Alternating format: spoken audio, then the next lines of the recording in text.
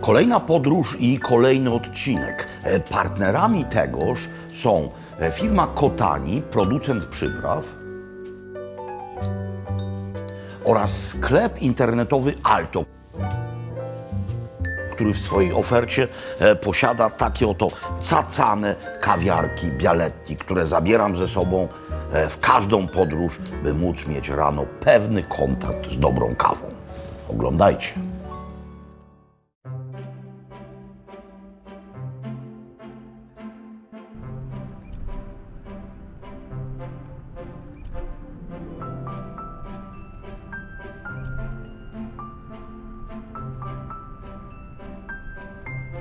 Dzień dobry, moje drogie i szanowni. Sprawy mają się następująco.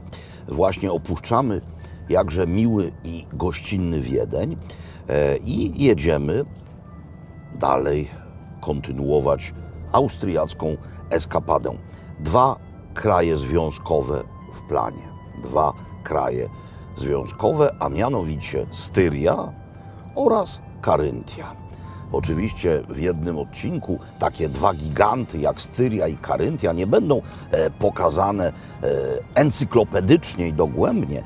Będzie to impresja styryjsko-karyncka, a zatem generalnie rzecz biorąc dalszy ciąg impresji austriackiej. Do pewnego momentu to będzie droga, którą pokonuję niemal tak samo często jak trasę Kraków-Warszawa, no bo Kraków, Ostrawa, Brno, Wiedeń, Maribor i potem Zagrzeb i Dalmacja. Tędy od wielu lat poruszam się co najmniej kilka razy do roku. No ale jak człowiek jedzie do celu, no to po prostu pędzi, nie ogląda się wokół. No więc ja przynajmniej do momentu Gracu, kiedy opuścimy tę moją ustaloną marszrutę, będę starał się tym razem troszeczkę rozejrzeć. A tym, co zobaczę, będę się rzecz jasna, jak zawsze z Wami dzielił.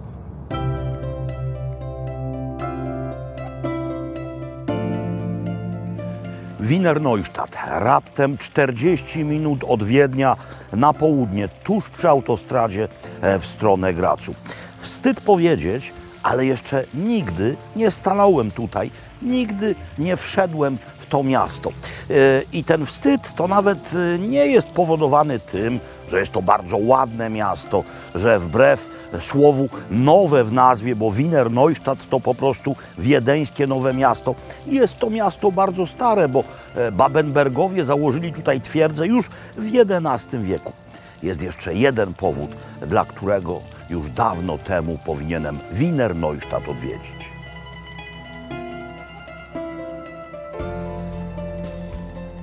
To właśnie tutaj przyszedł na świat Andrzej Bobkowski. Jeden z najwybitniejszych przedstawicieli memuarystyki w historii polskiej literatury. Jego Szkice piórkiem to dla mnie jedna z najważniejszych książek napisanych po polsku. Przyszedł na świat jako, rzecz jasna, poddany austro-węgierski i do końca I wojny światowej był Austro-Węgier obywatelem. Kiedy przychodził na świat w roku 1913, nikomu nawet przez myśl nie przyszło, że minie raptem kilka lat i Austro-Węgry znikną na stałe z mapy świata. Potem wybuchła Polska. Bobkowski został polskim obywatelem. W dwudziestoleciu byliśmy silni, zwarci, gotowi. Mieliśmy nie oddać ani guzika. I nikomu nawet do głowy nie przyszło, że w roku 1939 wystarczy parę tygodni i Polska zniknie z mapy świata. Bobkowski po wojnie wyjechał do Gwatemali. Nie chciał mieć nic wspólnego z Europą przesiąkniętą nacjonalizmem i totalitaryzmami. Europą ograniczającą prawa jednostki i obywatelskie wolności. Jaki stąd jest wniosek? No, jeden, bardzo podstawowy. Nigdy nic nie jest dane raz na zawsze. O wszystko to, co jest dobre, musimy się starać. O wszystko to, co jest dobre, by trwało, musimy walczyć.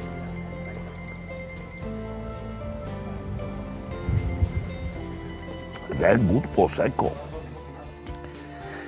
Nie chcę was dalej zanudzać Bobkowskim, ale jeśli nie czytaliście jeszcze szkiców piórkiem, to zróbcie to koniecznie. I pamiętajcie, że Wiener Neustadt nie leży w Styrii, którą wam obiecałem. To jest jeszcze Niederösterreich, czyli Dolna Austria. A Styria przed nami. Jesteśmy już w Styrii, moi mili. Miasteczko Hartberg, jeszcze przed Gracem, gdy jedzie się tak jak my autostradą od strony Wiednia. Zresztą tuż przy samej autostradzie. Akurat to miejsce znam dość dobrze. Kiedyś trafiliśmy tutaj, jadąc z Dalmacji i szukając noclegu. Miejsce na tyle nas zachwyciło, że wracamy tutaj cały czas. Śpimy bardzo często tutaj właśnie.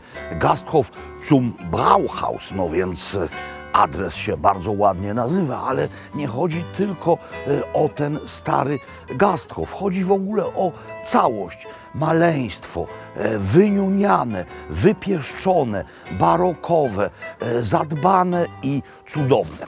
Teraz bardzo ważna uwaga, no posąg maryjny w rynku, ale zobaczcie na tę koronę gwiaździstą nad głową Matki Boskiej. Przecież to są unijne gwiazdki. Te gwiazdki we fladze Unii wzięły się właśnie z tegoż maryjnego symbolu. Zarówno Schumann, jak i de Gasperi, czyli ci, którzy Unię projektowali, a i Adenauer też, to byli rzymscy katolicy. No ale teraz więcej opowiedzieć wam wypada przy stole. Dzięki moim krótkim studiom dowiedziałem się, że Hartberg to jedna z najstarszych miejscowości w całej Austrii. Hulali tu jeszcze Rzymianie, zresztą zostało po nich trochę śladów architektonicznych. No jest rzymski lew, jest też przepiękna romańszczyzna, no i to cudowne, wyniuniane, barokowe centrum. Dookoła winnice, łagodne wzgórza, no i bardzo blisko autostrady. W tym miejscu jadłem kilkanaście razy i zawsze były to proste, sezonowe i lokalne rzeczy. Teraz już jest chłodno, no więc świniobicie i blutwurst, czyli kiszka krwawa. A jak blutwurst, to też blutwurstgröstel, czyli smażona kiszka razem z drobno pokrojonymi ziemniakami. Do tego oczywiście kiszona kapusta. Jezu, jakie dobre. Chociaż miejsce nazywa się Zum Brauhaus, czyli ma piwo w nazwie, bo Brauhaus to dom piwny, browar, to jednak jesteśmy w Styrii i mają tutaj również wino. No więc pamiętajcie, że styryjski Weissburgunder nie ma sobie równych, ale to jeszcze nie jest wino i nie jest to Weissburgunder. To jest szturm, czyli sfermentowany moszcz. Czegoś, czego nigdzie indziej poza Styrią nie znajdziecie. Schilcher. No i o tym będę musiał obszerniej wam opowiedzieć jeszcze w tym odcinku. A teraz Gröstel sztygnie. Kochanie, Andrzejku, Mario, zum Tisch. Dzięki Hartbergowi dowiedziałem się o istnieniu organizacji Città Slow. Città Slow, czyli zbitek dwóch słów włoskiego città, czyli miasto, i angielskiego slow. Oczywiście Hartberg jest członkiem tej organizacji, a wymyślono ją w Toskanii, niejako wzorując się na slow foodzie. To organizacja zrzeszająca niewielkie miasta. No, to ma mniej więcej 7 000 mieszkańców. Miasta niewielkie, które promują powolny styl życia i turystykę będącą przeciwieństwem zmory dzisiejszych czasów, czyli turystyki masowej spod znaku all inclusive. No, ileż tutaj może naraz przyjechać turystów? Kilkuset, ale jak tu będziecie, to poczujecie się jak królowa albo król. I właśnie o to w Città Slow chodzi.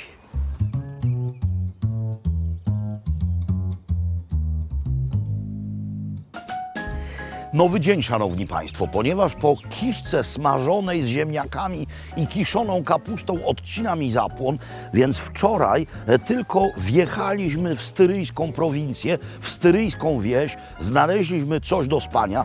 Kiedyś mówiło się koniec języka za przewodnika, a teraz własny telefon za przewodnika. No i znaleźliśmy po pierwsze piękne pejzaże, po drugie Gasthof Lazarus, w którym za chwilę spożyjemy śniadanie, no i dalejże penetrować styryjską wieś. W kwestiach śniadaniowych jestem raczej południowcem. Kawa z pianką, jogurt, owoce, croissant. Ale na styryjskiej wsi warto zmieniać przyzwyczajenia. No, pokażę wam tutejszą propozycję śniadaniową, nie licząc różnego rodzaju jajek, które sobie można zamówić. Dobra, wiadomo, pasztetówka, masło, domowe wędliny, dojrzewająca szynka wśród nich, jarzyny, sery, jest jogurt, są owoce sezonowe, ale nade wszystko, i to mnie niezwykle kusi, jest świeże pieczywo. Świeżutkie bułki z najbliższej piekarni. Powiecie, co w tym jest takiego dziwnego? No tak, ponieważ unifikacja światowa powoduje, że nawet w najlepszych hotelach podają to samo mrożone, jednakowe pieczywo. A tutaj cudowne bułeczki. Nie chcę, żebyście widzieli, ile zjemy. Widzimy się po śniadaniu.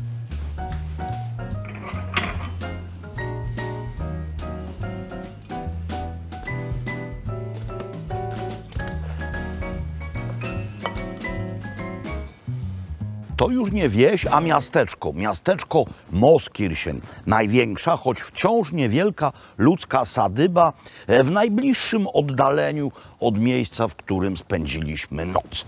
No i właśnie wczoraj, przed zaśnięciem, gospodarz dał nam do spróbowania coś, co niezwykle nam zasmakowało i czego tropem właśnie zmierzamy. I dlatego też jesteśmy tutaj. Jakie to szczęście móc prowadzić rodzinny biznes od wielu pokoleń. Właśnie tutaj, w roku 1930, państwo Hochstrasser, korzystając z dobrodziejstw rolniczych okolicy, zaczęli robić coś, czemu za chwilę się dokładniej przyjrzymy. Ponieważ region słynie z doskonałych owoców, no więc rzecz jasna, te owoce w sposób twórczy są przetwarzane. No chyba nie macie żadnych wątpliwości już, w jakim miejscu jesteśmy.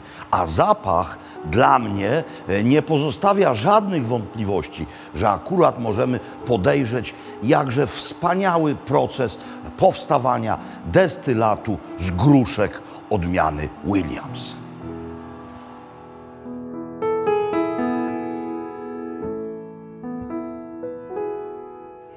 Przydestylarniany sklep. No, nigdy nie byłem niedźwiedziem, ale wyobrażam sobie, że podobne uczucie musi mieć niedźwiadek, który nagle do Barci zabłądził.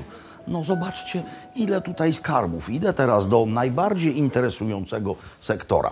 Bardzo ważna rzecz. Jak będziecie w Austrii wybierać destylaty, to na etykiecie może być napisane Brand, może być napisane Schnaps, a może też być napisane Spirituosen. I teraz najszlachetniejszy jest Brand, czyli coś, co mamy tutaj. Marillen Brand, czyli coś zrobione z moreli. I słowo Brand oznacza, że jest to 100% czysty destylat. Jeśli mamy na etykiecie napisane Schnaps albo też Spirituosen, to oznacza, że jest to mieszanka, czyli mamy podstawę, fundament owocowy, ale prawo pozwala dodać do tego bodajże do 30% alkoholu, no na przykład z kukurydzy. Więc Brand, najdroższy, ale najlepszy. Nowość, która już sobie parę lat liczy. Ożywcza fala i wytwarza się w Austrii, w tym wypadku tutaj gin, gin aromatyzowany. W Hiszpanii też jest prawdziwe szaleństwo. Ten jest ziołowy, ten jest aromatyzowany morelami. No i jeszcze jedna rzecz, do której trzeba surowiec importować, no mianowicie Tak, miejscowy rum. Jak zasięgnąłem języka trzcinę cukrową, bo przecież rum musi być z trzciny cukrowej, sprowadzają z Paragwaju. Akurat whisky tutaj nie robią, ale w Austrii robią już dobrą whisky. No i na miejscu, rzecz jasna, by nie kupować kota w worku, można tych rzeczy spróbować. No i teraz dwie wersje tego, co najlepsze, moim skromnym zdaniem, czyli Marillen Brand, jeszcze raz powtarzam, czysty destylat i ten, zobaczcie, przezroczysty, czyli tak jak grappa bianca, to nie jest grappa oczywiście, bo grappa jest z winogron, to jest owocowy destylat, ale w tym sensie, że nie było to trzymane w beczce. Natomiast to nosi nazwę Zigarrenbrand, czyli barikowane. Stąd ten kolor. Dlaczego Zigarrenbrand? No bo to jest poważny alkohol. To jest coś, co można, tak jak pije się koniak, wlać do dużego kielicha i cygarko do tego zapalić. Ponieważ jest jeszcze w miarę wcześnie, więc ja na razie spróbuję tego i trochę tego przyjmę.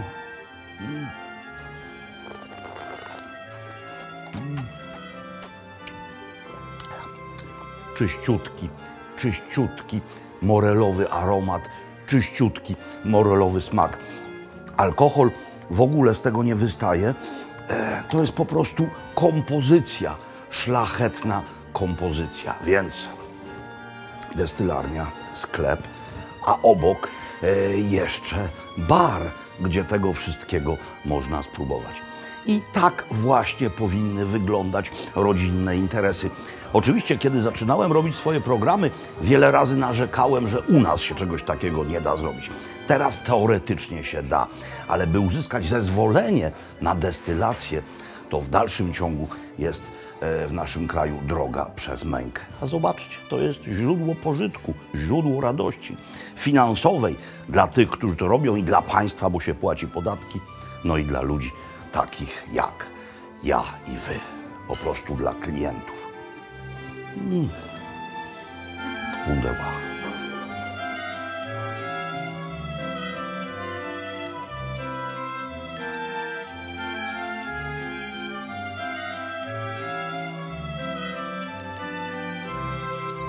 Ponieważ w dzisiejszym odcinku, jak na razie było dość mięsnie, no więc teraz coś łagodnego. Po tej kiszce z kapustą, po tym gresztl czułem się jak po żniwach. Spałem doskonale, no ale powinienem mieć teraz dużo energii, a nie senności. No więc danie bezmięsne. Danie, które jadłem wiele razy w Austrii i aż się dziwię, że nikt nigdy na to u nas nie wpadł. No bo seler korzeniowy, który jest przez nas wykorzystywany jako wywar do zupy najczęściej, albo jako też składnik sałatki ziemniaczanej. Tymczasem tutaj z tego selera robi się coś bardzo charakterystycznego, co właśnie i ja zrobię. Seler jest myty, na razie nie ma sensu go obierać, no bo obieranie takiej wielkiej kuli wcale nie jest fajne. No i teraz jeszcze w dodatku mamy szczęście, bo nie ma tutaj w środku takiej ogromnej dziury, która bardzo często w selerach się zdarza.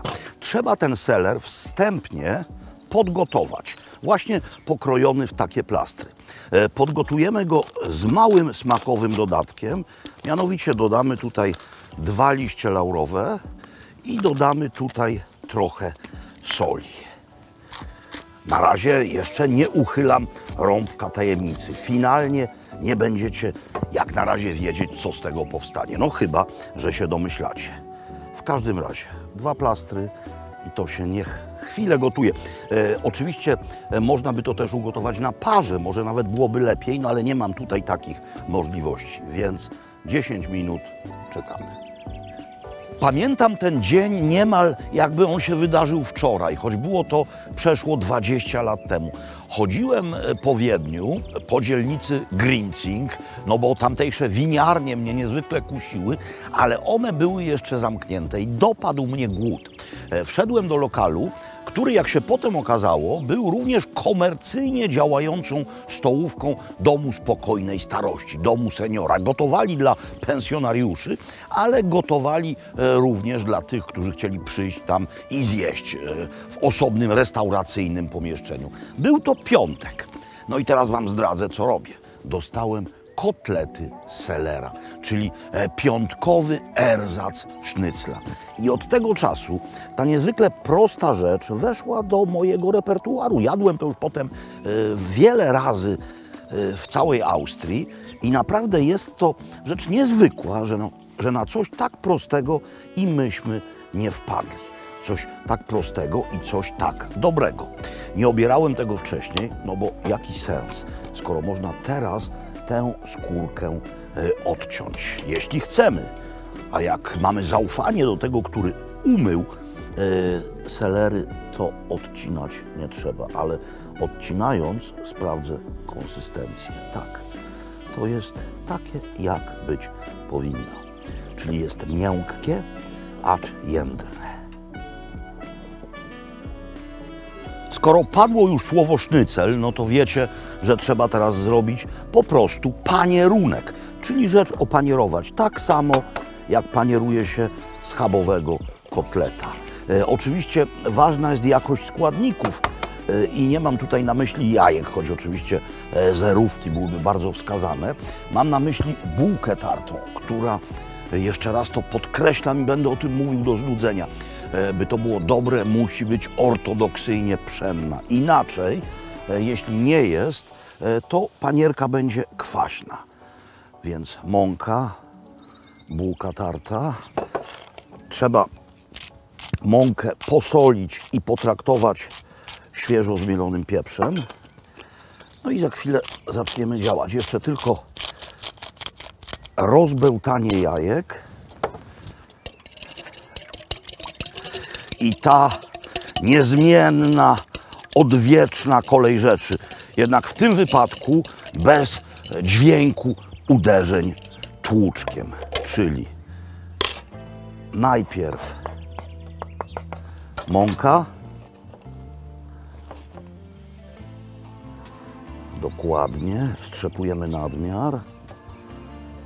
Potem jajko. A na końcu bułka tarta.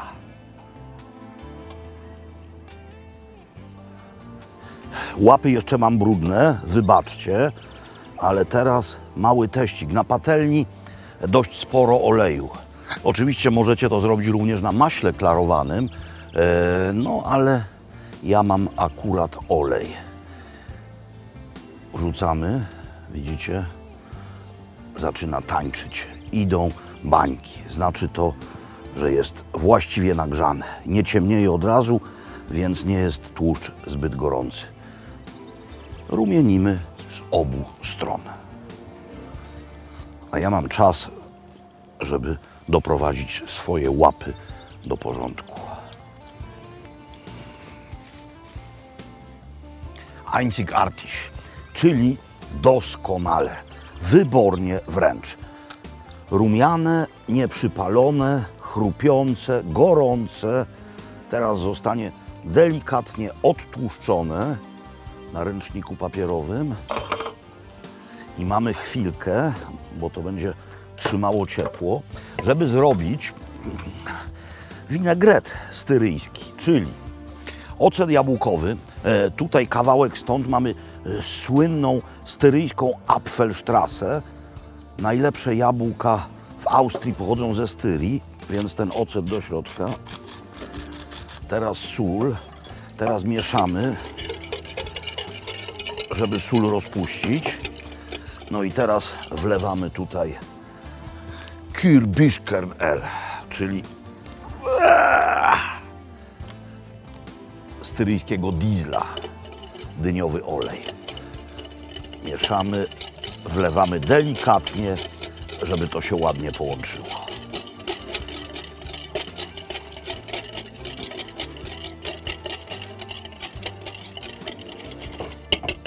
Połączone, pamiętajcie, by się tym nie poplamić, to strasznie barwi, ale jest pyszne. Co jeszcze? Mamy tutaj roszponkę, trochę świeżo zmielonego pieprzu. Polewamy to w słońcu, niech zabłyśnie może od tej strony. Tak, zobaczcie jaki ładny, jaki śliczny. No i teraz już tylko trzeba to przemieszać właśnie w ten sposób i będziemy nakładać, czyli najpierw selerowe kotlety, a teraz tutaj choćże trochę sałaty.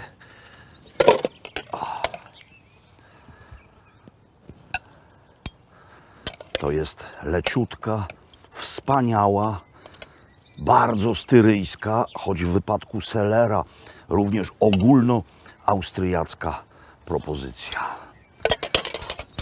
Nigdy tego nie jedliście? Żałujcie. Muszę dla Was zrobić malutką wiwisekcję. Zobaczcie. Konsystencja jędrna, zwarta.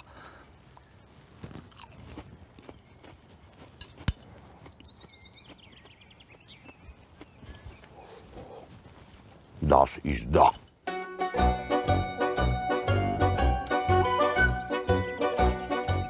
W tym miejscu mamy wizualną pigułkę styrii. Mamy coś, co wygląda folderowo, ale przecież folderem nie jest. To jest rzeczywistość nie tylko w tym fragmenciku. Tak tutaj wiele kilometrów dookoła wygląda, czyli te przepiękne wzgórza porośnięte winnicami. W tym miejscu, w tej części Styrii, te winnice są w zasadzie jednorodne. Najczęściej jest to coś, co służy do robienia wina o nazwie Schilcher, zatem szczep o nazwie Blauer Wildbacher. Z niego robi się wino różowe, rosé, zarówno w postaci normalnego wina, jak i w postaci wina musującego, czyli zektu, a jest również destylat z tegoż. No i można to zwiedzać bardzo prosto. Są różne winne trasy wytyczone. Schilcher Weinstraße. No i się po prostu jedzie, się syci oczy, ale również syci ciało, bo buschenschanków, czyli winiarni, w których swoje płody sprzedają, nie brakuje. Znany Wam już Schilcher Sturm, a tak wygląda sam Schilcher. To jest protowino, a to jest wino gotowe. Taki ma kolor, tu powstaje. No i teraz, jak ono smakuje?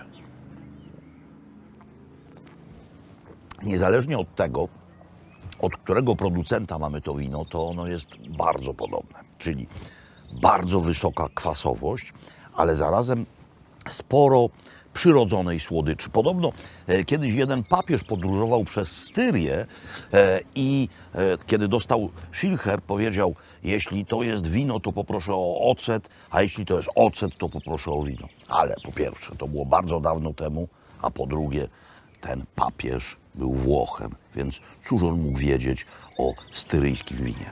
Ja to uwielbiam. Aperitivo doskonałe. Odświeża usta i przygotowuje na nowe doznania. No więc i tym. Dwuręczne, dwunaczyniowe. Wasze zdrowie.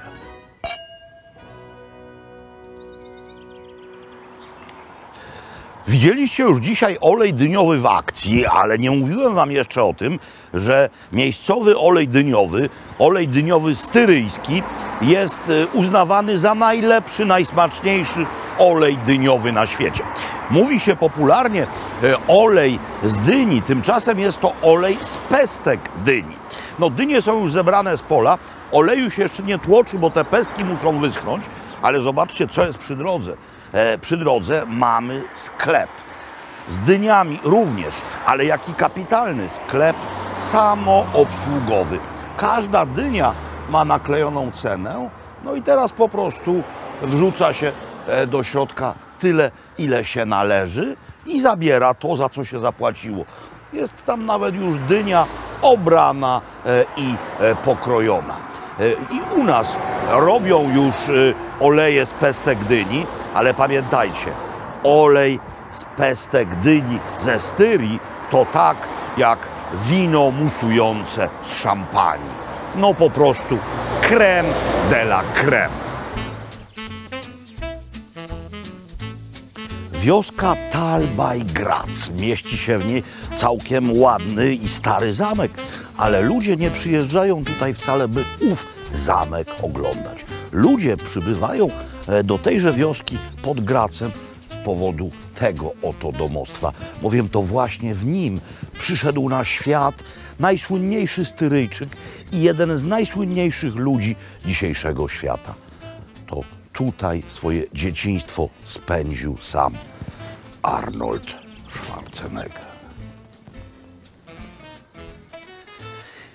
Idealnie zachowana kuchnia z czasów Arnolda, a w zasadzie coś więcej. No bo to jest kuchnia Arnoldowa po prostu. Tutaj dla niego gotowano, tutaj pewnie jadał posiłki. To jest wszystko idealnie zachowane. Jeszcze raz przypominam, to jest dom jego dzieciństwa.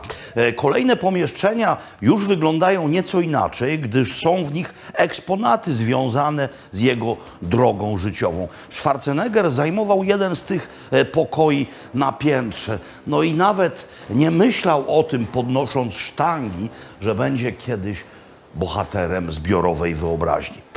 Na początku tego odcinka zapowiadałem Styrię i zapowiadałem również Karyntię.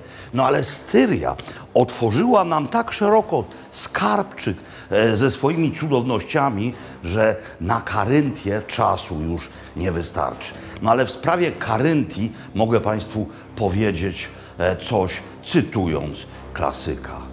Karyntio, I'll be back.